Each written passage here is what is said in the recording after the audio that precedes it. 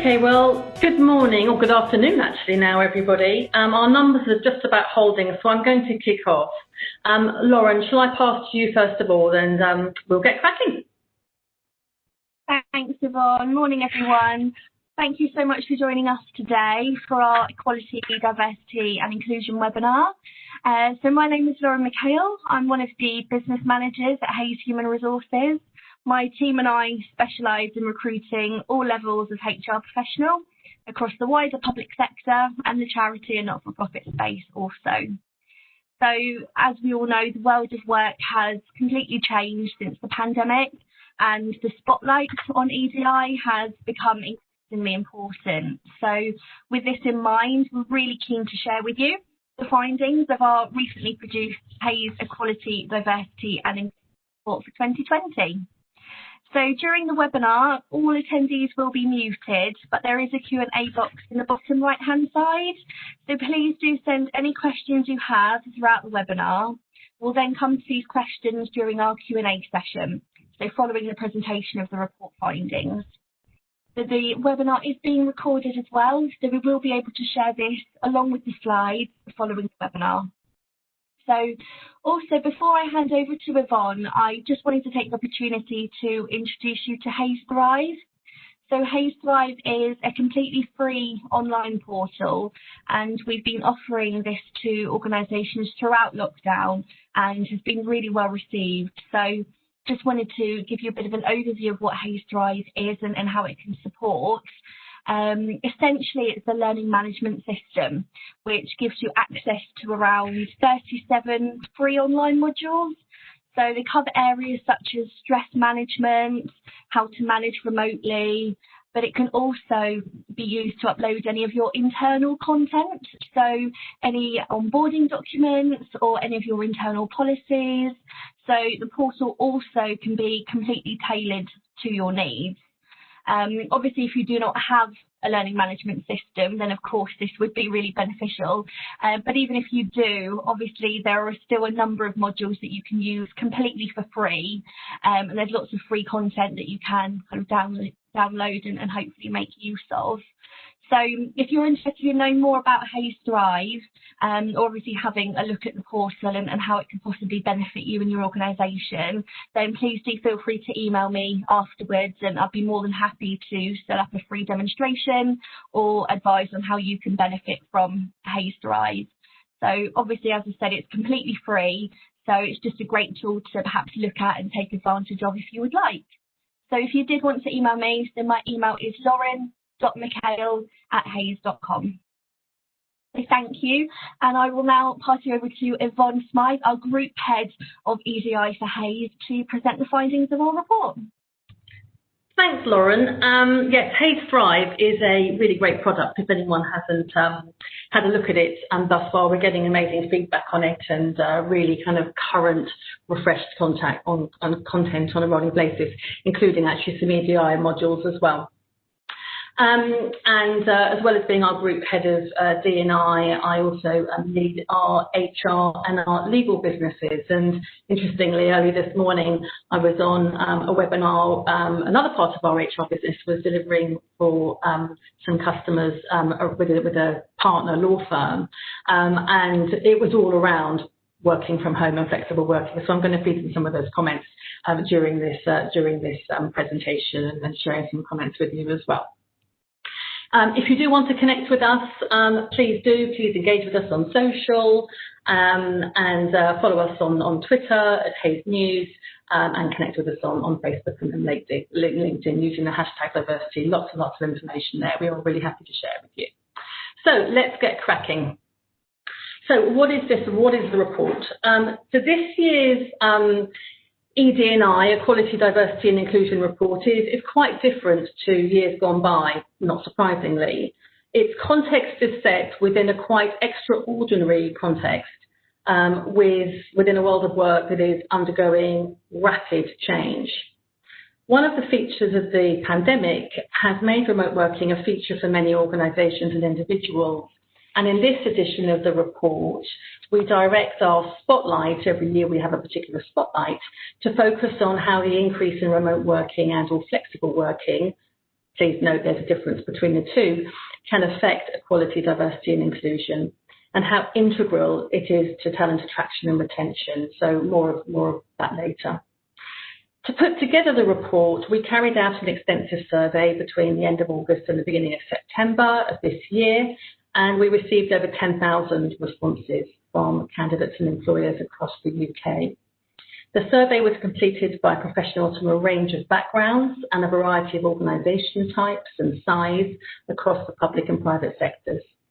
42% of respondents worked in the public sector, 8% in the charity not-for-profit space, and 50% in the private sector.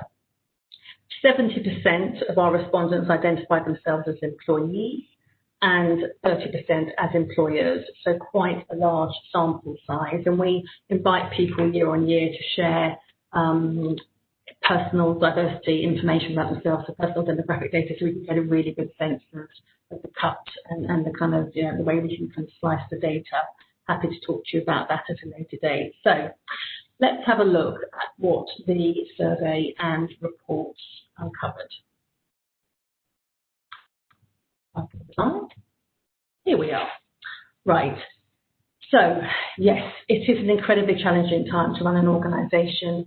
From the uncertainty around the impact of Brexit, remember that, it's rearing its head again, to the massive shift in working patterns caused by COVID-19 and linked concerns about the economy.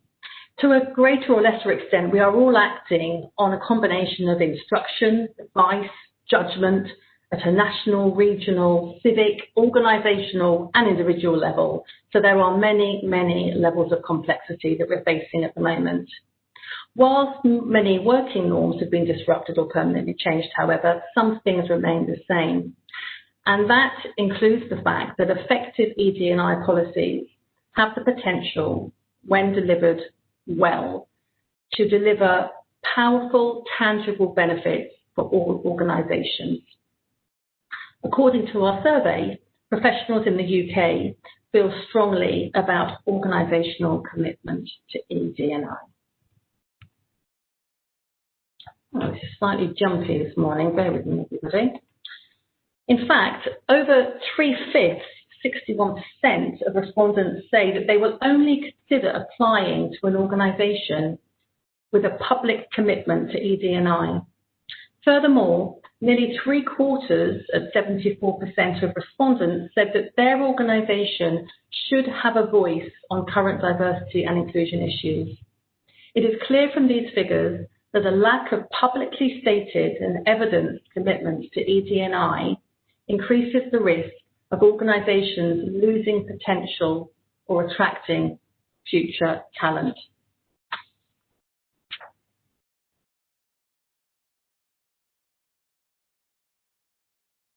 Further, to showing a public commitment to ED&I, there are additional numerous perceived benefits when it comes to the impact of greater ED&I in the workplace. According to our survey, professionals believe that the most positive impact greater ED&I can have in the workplace is on company culture, 51% of respondents. 46% say it can have a positive impact on staff morale.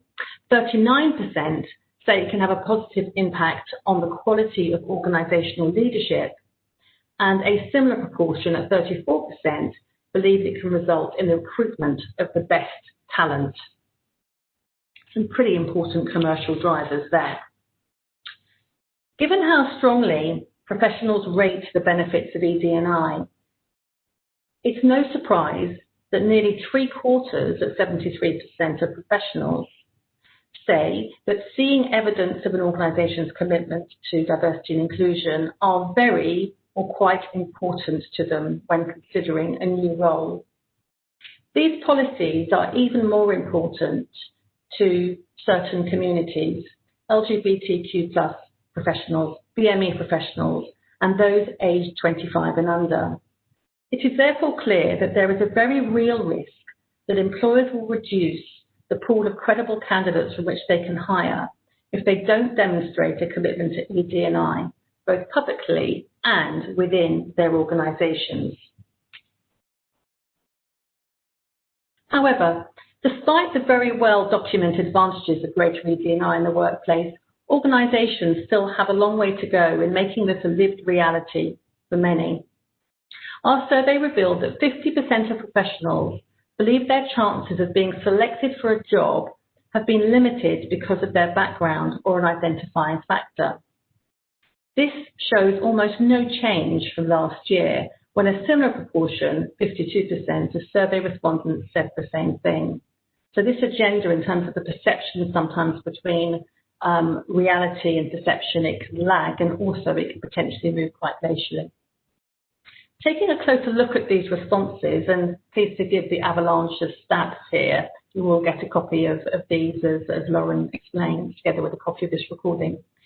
67% of those with a disability have felt that their chances of being selected for a job have been lowered because of their background or identifying factor, as have 64% of professionals who are carers, 62% of BME professionals, which rises to 70% when looking specifically at those who identify as Black or Black British, 62% of neurodivergent professionals, 57% of professionals over the age of 55, and 54% of professionals who identify as part of the LGBTQ community.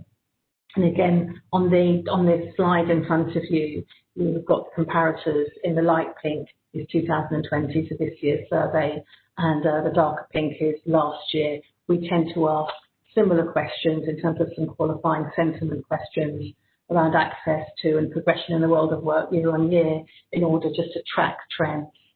So we're reporting on some of these in this portion. When asked why they had seen their chances of being selected for a job lowered, the most common reason given was because of age, with 63% of respondents over the age of 55 saying this. The prevalence of this opinion demonstrates the need for hiring managers to be mindful of and to eradicate the play-through of bias, unconscious or otherwise, particularly here in the UK with older workers. Ethnicity, nationality and gender identity was the subsequent most cited reasons.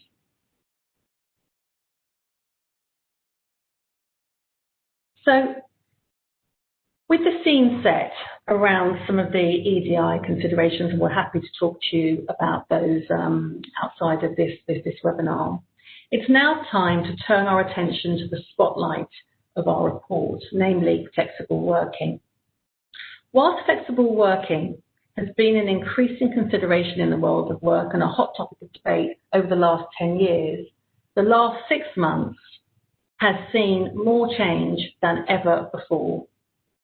I would like to cover 3 main considerations in this section of my remarks, namely what level of flexible working is actually available, not just working from home, but truly different types of flex, how to use this opportunity to improve the culture of our organisations to change behaviours and processes for the long term and on a sustainable basis, and also the risk factors of not doing so.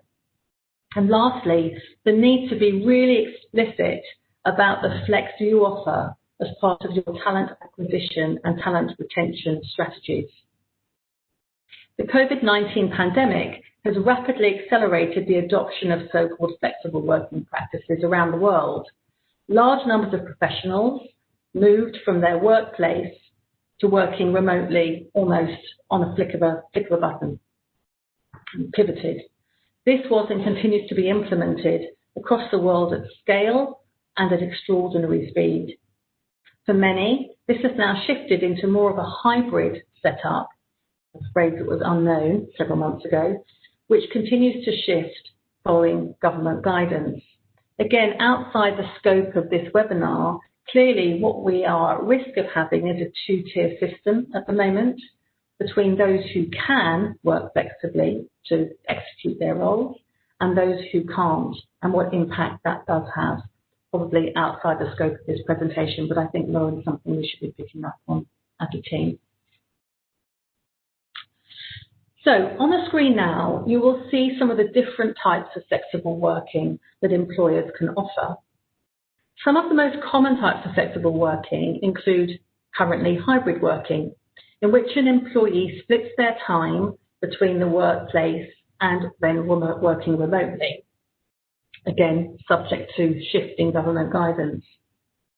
We also have full-time, permanent remote working, where an employee does all or some of their work from home or anywhere else other than their normal place of work. And part-time working, where an employee works fewer hours or days than usual full-time hours. The key thing to note here is that there is a real difference between a rapid response approach to remote working that we've seen over the course of the last 2 months with the impact of the pandemic, to actually what we mean by really inclusive, flexible working practices, where we need to consider important and sometimes systemic questions of how much work do people do, where do they do it, and when do they do it. COVID and working from home saw many of us mobilise on the second point, i.e. where do they work? The pandemic, pre-pandemic, the CIPD reported that only 2% of the workforce had permanent work from home contracts, and this actually increased on an informal basis to between 50 and 70% during lockdown, so a massive shift. But on the how much and when questions, the needle has hardly moved at all, and this throws up some opportunities but also challenges for us. As we seek to navigate our way to a new normal, we have the opportunity to introduce long-term sustainable change in the way we approach and enable true flex working, which works well for both employers and employees.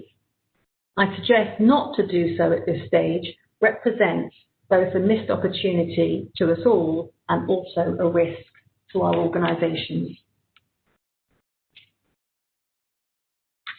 So, looking first at the opportunity we have. Overall, nearly 3/4, 70% of professionals say that working flexibly is essential or important to them, with over a quarter, 28%, saying it is essential and that they would look for another job if this wasn't an option. Only 10% of the respondents said that working flexibly wasn't important to them. We are at risk of losing good people and not being able to attract others if we do not offer well-designed, flexible working solutions as we go forward. Organisationally, where we have historically experienced the difficulty of supporting this, or where have we experienced it? It doesn't tend to be at the very top of an organisation because the most senior leaders tend to have high levels of autonomy and access to resources and support in order for them to deliver their roles. It tends not also to feature at the most junior levels, where in some cases flex is something that can actually be imposed on the most junior levels, so 0-hour contracts in some sectors, shift work. Rather, the squeeze and lack of flex in reality comes with most mid-level careers, both internally and externally, and this is where we have historically lost good people. For some, the ability to work flexibly is a nice to have. For others, the ability to work flexibly is critical to balance professional commitments with their personal responsibilities and requirements. The importance placed upon flexible working was shown to be even higher amongst certain demographics. Over a third of carers said flexibility is essential, 33% of parents, 33% of people who had a disability, 32% who said they had experienced a mental health condition, and 30% who identified themselves as neurodivergent. So, not a nice to have, a critical decision. Nearly 3/4, 70% of the respondents said that flexible working arrangements have a positive impact on the success of an organisation. It's interesting that the percentage of professionals who see flexible working as having a positive impact on the success of an organisation rises within certain demographic groups, including those traditionally underrepresented in the workforce here in the UK, or those who felt they've been disadvantaged in their careers due to their background. For example, BME respondents, carers, and a greater percentage of women, 73% versus men, stating their belief that flexible working arrangements have a positive impact on the organisation's success.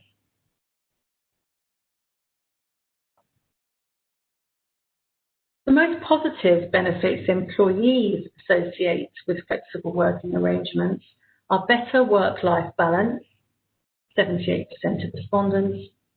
In the current climate, reduced commute time, 54%, and of course, linked to that, reduced expenses at 28%. Employers were largely in agreement. The numbers aren't stated here, but basically 74% of employers believed that better work-life balance was one of the most positive benefits of flexible working arrangements for their employees. This was followed by reduced commuting time and also the ability to retain employees. The vast majority, 86% of professionals, believe that increased access to flexible working practices can help organisations gain access to a more diverse pool of talent, with nearly a third, 31%, strongly agreeing with this statement.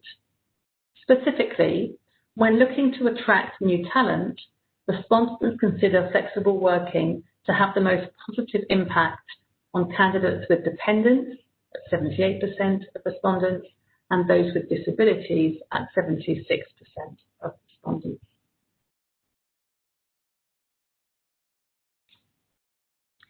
So far, so good. However, none of this is to say that professionals don't feel that there may be disadvantages to working flexibly, and employers must be mindful of these if they want to maintain a diverse workforce and inclusive workplace, where flexible working options are the new normal, either out of desire or necessity. According to our survey, the three main perceived drawbacks by employees of working in any kind of flexible arrangement are employee isolation, blurring the boundaries between work-life balance, and difficulty in effectively and authentically communicating with colleagues or the wider organisation. Given it is unlikely that we will return to an all-in, back in the office working environment or pattern anytime in the foreseeable, if at all, we need to be alive to these risks and understand how we can support our colleagues through a number of lenses. The legals around health and safety, the physical setup of a workstation, mental health and well-being issues, and also perceived impact on career progression.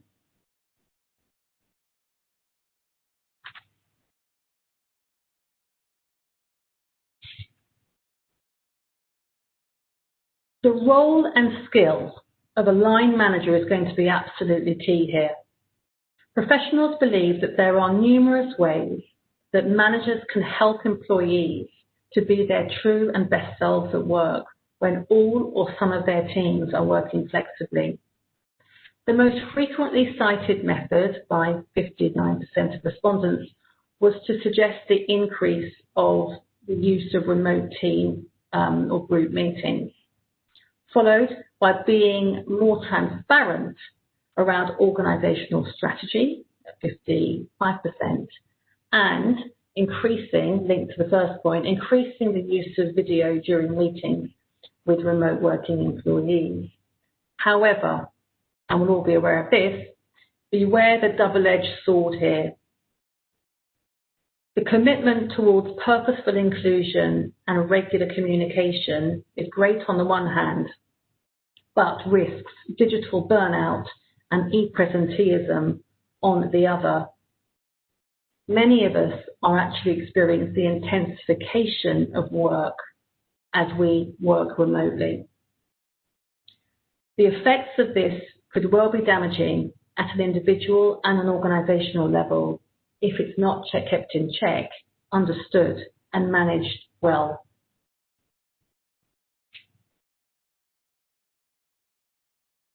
So, going back to talent attraction. As you can see on the screen, according to employees, the most effective way for employers to showcase their flexible working offerings to prospective candidates is on their job adverts, followed by their website and their job portal. However, perhaps surprisingly, not all employers are taking the opportunity to promote the flexible working that they offer to employees at crucial touch points in the recruitment process. For example, only 56% say that they showcase their flexible working offerings on job adverts. TimeWise, leading flexible working consultancy in the UK, runs an annual flexible working index, which 12 months ago reported that only 15% of all advertised jobs in the UK offered flex explicitly on the advert. Their next update in terms of their index is due to be released next month in November, and let's see what that shows. Clearly, 15% is a lower number to the 56% that employers said that they are currently profiling on job adverts. 50% talk about flexible working at interviews, and 41% talk about flexible working somewhere on their website. Sometimes that's difficult to find. A further 14% say that they don't promote flexible working at all when hiring. And this surely represents a huge missed opportunity to attract the talent you seek. The gold standard, according to TimeWise's advice, is to explicitly state on the adverts that you place that you are open to flex and the type of flex that is on offer. Remember that earlier slide. The next best option is to explicitly state that you are open to flex. And that is something that we at Hays have been championing for quite some time now when talking to our employer customers about how they can attract the talent they seek and opening up pools of diverse, credible candidates. Before the COVID-19 pandemic, COVID-19 20, COVID-19 21 as well, but most employers, 85%, say that they offered at least some form of flexible working, and 81% of employees said they utilised these. The most commonly utilised flexible working option was remote working, which 45% of professionals said they used in some capacity prior to COVID pandemic. But remember my earlier slide about the comments about being open to a variety of options there, not just a pivot to working from home, but true flex. Be creative, open conversations, try informal pilots, be agile. Of those who did utilise some form of flexible working prior to the pandemic, 32% felt disadvantaged in terms of their career progression. 11% of these said significantly, and 21% felt somewhat disadvantaged. This sentiment was higher among certain professional groups, carers and those with a disability in particular. The good news is that the percentage of respondents who felt disadvantaged by working flexibly during the pandemic fell from 32% to just 14%, suggesting that such practices have now become normalised for many, albeit with a relatively short-term lens. A point to note here, wherever possible, is to remove the onus on the employee to be the one to request flex. The onus of this ask can result in assumptions and unsaid conversations, which might lead to you unwittingly losing talented staff. Encourage your managers to bring the conversation up with the teams they manage and individuals they manage, and to start a conversation around preferences, expectations and measures of success of the work required in the job.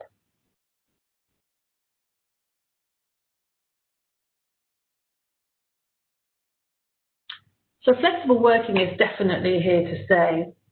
Looking forward, most, 67% of professionals say that they will request flexible working options going forward. And we are expecting to see many more male colleagues requesting that. This is highest amongst those aged 26 to 40 at 68%, 55 and over at 67%, and interestingly, those under the age of 25 are least likely to request flexible working arrangements at over 52%, but still a pretty high percentage. So it is most definitely here to stay. Over 2/5, 41%, say they will request to work remotely, and nearly a quarter at 23% want to work in a hybrid fashion, and 15% want agile hours or flexi time.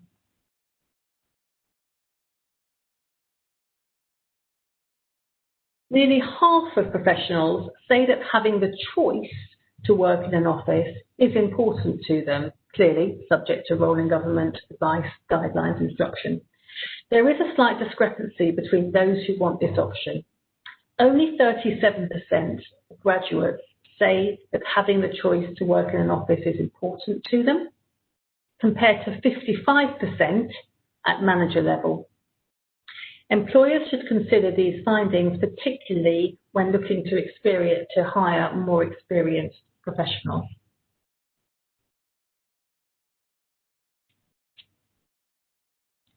Overall, flexible working practices and the ED&I benefits they can bring are here to stay. Most, 78% of professionals believe that the pandemic has permanently impacted their organisation's flexible working offering. The pandemic has introduced the possibility of flexible working to many.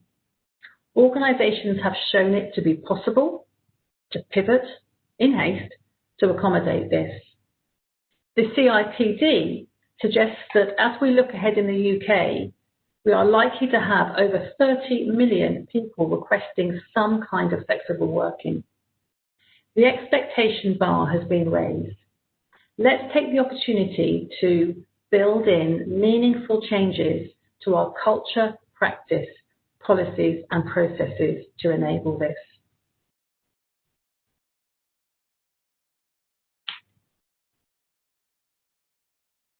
So let's have a look at our action plan before we move to questions.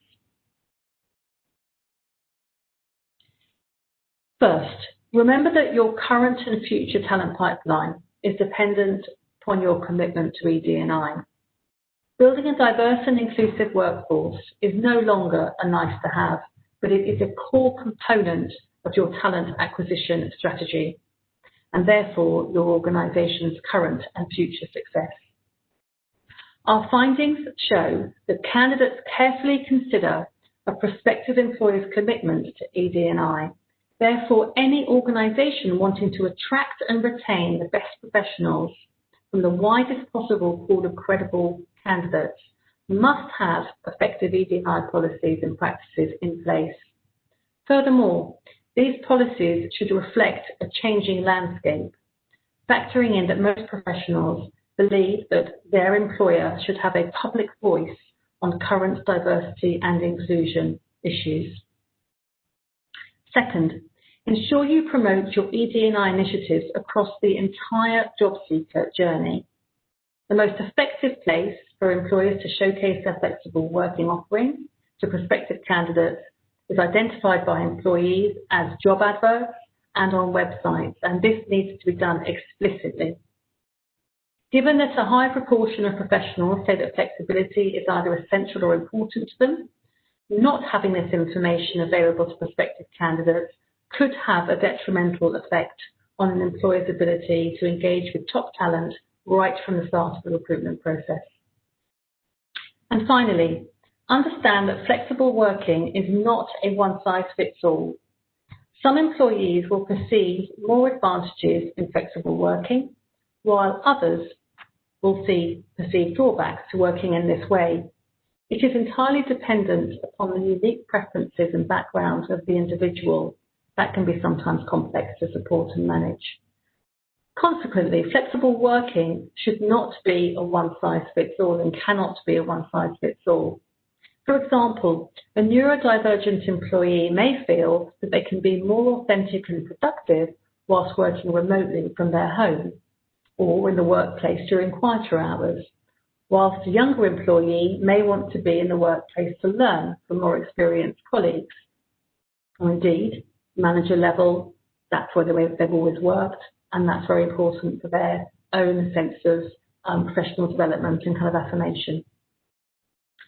Try to be mindful of and accommodating to individual preferences and experiences of working in different ways, and to be open to allowing flexible working practices even to those, clearly, who are not, historically, parents or carers. Managers can work to mitigate any disadvantage felt by some or all employees by working remotely and to foster a more authentic workplace culture by ensuring that there are regular but well-managed and well-planned team meetings using video, being more transparent about the direction of travel of the organisation, and linked to this, undertaking probably some ED&I training. So I hope that that is helpful. It's a bit of a whistle-stop tour. We will be sending through a link to the guide, and obviously, as I said already, a copy of this recording. But I think we've got time for questions. So, Lauren, I think you've been having a little bit of a look, haven't you? Is there anything that you want to feed through? Hopefully I'll have some answers. If not, we can always take them away and come back with an answer to whoever's asking. No questions come through as of yet. There was a question about receiving the slides. So, yes, we'll receive the slides recording as well. Okay. So if there are any questions, feel free. The Q&A box is on the bottom right. Yeah, I can see a question here about, hasn't hybrid been around forever, at least for certain types of professionals? The answer is yes. Certainly if we're having a look at, for example, technology, I mean, we have a very large technology business here at Hayes, and you know, the whole conversation around flexible working, agile working is seen as pretty old hat, to the point actually that it's not even spoken about as a talent attraction tool, which I think is sometimes actually a missed opportunity. But for so many, this return that we have, where we do have a two-tier system at the moment, but for those who are able to work from home, the choice now between how do you balance your time of being in the office, being in your home environment, that is something that's quite new. And I think at the moment, frankly, the biggest challenge is on how that is supported and managed, because it is tough and it is very new territory, certainly at scale for most people who are in kind of a line manager type role. So I do think particular attention needs to be given there, as well as consulting with your people regularly to find out what's working for them, and adjusting the way in which you are communicating with them on a pretty regular basis. This does need to be quite employee-led, employee experience-led. So I'd encourage you to kind of keep talking. A question has come through. Someone has asked, are we making any changes at Hayes based on the findings in this report? Yes. I think I would say we were, in some aspects, we were well on our way and on the journey.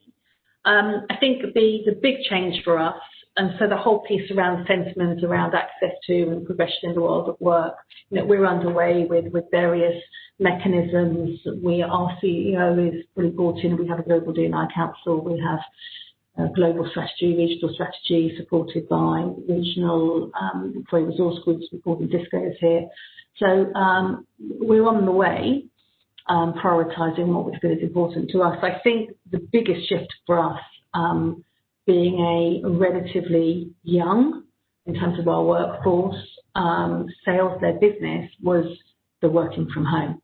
And that did used to be largely in the domain of people with caring responsibilities and just special cases. And clearly, lights went off on a Friday and everyone was kind of set up working from home, within a week afterwards, in all sorts of shapes and forms. So that has been massive for us, as indeed it has been, I think, for a number of our peers and other professional services firms.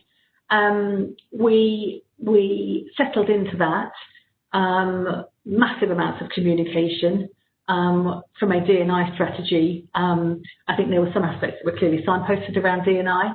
Others with just really being well-intentioned, so perhaps unwittingly or unconsciously being informed by concepts of inclusion and having 8,000 employees all experiencing their own version of lockdown, so diversity and inclusion in its broadest sense. As we transitioned back, we went from employee-led to business-led, back to employee-led, on the back of government guidance. And we are properly working a hybrid. At the moment, the door is open we have about 100 sites around the UK where we are legally allowed to be open. The door is open for those employees who want to come back. Huge amount of assurance around COVID secure workplaces, people taking temperatures, hand sanitizers everywhere, social distancing. So a huge amount of support around that. But by the same token, we have colleagues who, prefer to spend either all of their time working from home or, properly splitting their time, say kind of 2 days, 3 days in the office, 2 days from home. But we have gone back to being entirely employee-led. And, we do have sites in Scotland, we have sites in Wales, where clearly it's a very fast-moving landscape. Liverpool, way to Manchester, just big considerations, and trying to stay on top of that and make sure that the wheels stay on the bus and that we are being productive, that we are getting the best out of our people. How do we support them? How do we performance management and manage them where that's appropriate? So really listening and making sure that we have clear commercial business heads as well as being supportive employers is front and centre to our leaders and then in turn to their direct hires and line managers. Yeah. There's a question and statement here really. So an organisation are looking at sharing their interview questions with attendees beforehand to hopefully reduce anxiety and to be generally more inclusive and to help people prepare. And the question is, do you know if this is done anywhere else? So I don't know if that is something that anyone wants to comment on or on. If there's any. I mean, if anyone has a comment on that, please pop it into the chat box. I'm not aware. I mean, one of the challenges is that obviously so much interviewing at the moment is being done virtually, and we actually have a number of guides that we have published around how you can do that effectively. But consistency is the name of the game, and I don't have an answer to that in terms of how we are seeing that, in terms of people coming fully prepared and being completely transparent with all aspects of what that interview process is likely to be. My note of caution would be you have to have a standard approach there, so no one is disadvantaged by that, whether or not they're expressing a personal preference for that. Would you have any comment on that, Lauren, in terms of what you're seeing? I would say that I guess as much interview preparation as possible so the candidates know what to expect. I think especially in these days of moving to more video interviewing than before, it may be something that people are not used to or may even not be sometimes comfortable with. So I think it's a great idea in terms of ensuring that they are prepared and kind of it can reduce that bit of anxiety. But it's not something specifically that I have heard of, but I do think it's a great idea. It's interesting. We were talking to a customer yesterday, and we were looking at their recruitment process, and actually one of the TAs there, the talent acquisition specialist, was saying surely interviewing is something that we should be looking at, is outdated as a concept. I mean, completely, because people can prepare, they can be coached for interviews. We have an additional layer of complexity now in that everything is, well, most of the things are now virtual. Certainly for a kind of office-based roles, obviously site-based roles are slightly different. But, there are necessarily, does it remain a level playing field? How do you create that level playing field? Because people are responding to technology, and with technology in very different ways, and we have to be really mindful of that. I don't have the answer, but we have to be mindful of that. There has been a comment to say, has the Black Lives Matter movement had any positive or negative effects on ED&I at the workplace? Well, it's massive, isn't it, everybody? So when we, again, just tracking the narrative here in the UK around D&I think there was a concern that when we all went into lockdown and it was all about the, struggle to survive, that maybe that nice thing around ED&I might have been jettisoned off to the side in that fight for survival.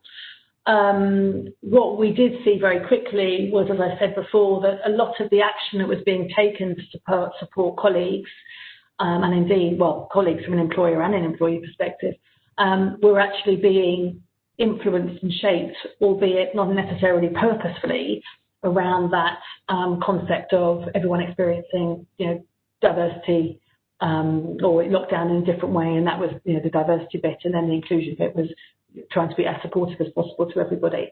So we could see the thread continuing, quite noticeably. Clearly, you then had children at home and particular touch points on people's personal circumstances, particularly around homeschooling. And then Black Lives Matter, George Floyd, May, and then it just absolutely came to the front, to the point actually that it almost jettisoned everything else off the agenda. And what we're seeing is a lot of employers responding to Black Lives Matter, issues of social justice. Threaded through that, there's some complexity clearly around how COVID is impacting disproportionately certain communities here in the UK.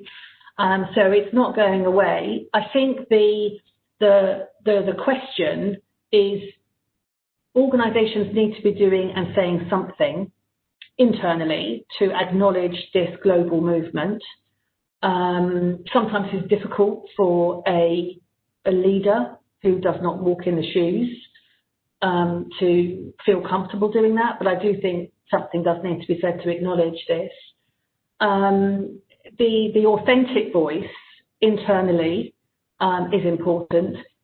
Organisations have been less comfortable, some have been less comfortable making statements externally. What we did was, and I would encourage most organisations is to consult with colleagues to find out what does feel appropriate before making statements, to a point even internally actually, but certainly externally, because certainly in our organisation, our BME colleagues said, we don't feel there's a need to make an external statement on this, but internally we absolutely need to be responding. And that's in the UK and other parts of the world. In the US, we took a slightly different approach. So it's absolutely massive, but it is, as we know, complex. As I say, the kind of disproportionate potential north-south divide, urban populations, communities, how people live, the baked-in bias potentially of the algorithms around, education and GCSEs and A-levels earlier on in the year. It's just opening up so many considerations, and so it's a very, very live issue. And for those of you who are in larger organisations, but ethnicity pay reporting is most definitely alive and going to be dialed up, I think, and accelerated as a result of what we're seeing. I hope that gives an answer to that question. Is there anything else, Lauren? Yeah, so just one final one that's come through. So any advice around managing health and safety in light of flexible working and home working? Yeah, this I'm not a lawyer, but this did come up on actually the legal call, the employment law call that we were hosting or co-hosting earlier on today. And this is people working from home, setting that up in haste, sitting at the bar stool at the kitchen table, working on an ironing board, on a wooden dining room chair, what have you. That is okay in a temporary situation. If this is, which it is, if we're going to be continuing with working from home for quite some time, then proper workplace assessments need to be conducted, albeit remotely. I think that there's an expectation from the lawyers this morning that we're going to see a raft of cases coming through. So workplace adjustments needs to be very much, on the horizon. Again, just consulting with your staff, asking what do you feel you need in order to be, safe, healthy, productive. So open conversations, and if you are not taking the relatively, again, what the lawyers were saying was, the cost of introducing some adjustments and making these assessments is going to be pretty minor compared to probably some claims that are likely to come through. So people are going to be alive to that, and we need to be being front-footed on the basis these types of working and this working pattern is here to stay for quite some time. I think that looks to be it, Yvonne. Continue ones that have come through. Okay, lovely. Well, hopefully we've given us 5 minutes, 7 minutes people's life back to them. Have some lunch. Thanks everyone for listening in. Lauren, thank you for setting this up. You'll get a copy of this deck, this recording. Please do download a copy of the report or request a copy, and we'll make sure we get one to you. Any further questions, please do direct them to Lauren and the team or to myself. But hopefully you found that helpful. Stay in touch with us. We are here to help in every way. Have a look at Hays Thrive. It's an amazing product and free to use. So have a great afternoon, everyone. Keep safe, keep well, and we'll see you on the other side at some point or on our journeys. Have a good afternoon. Bye now. Thank you, everyone. Bye-bye.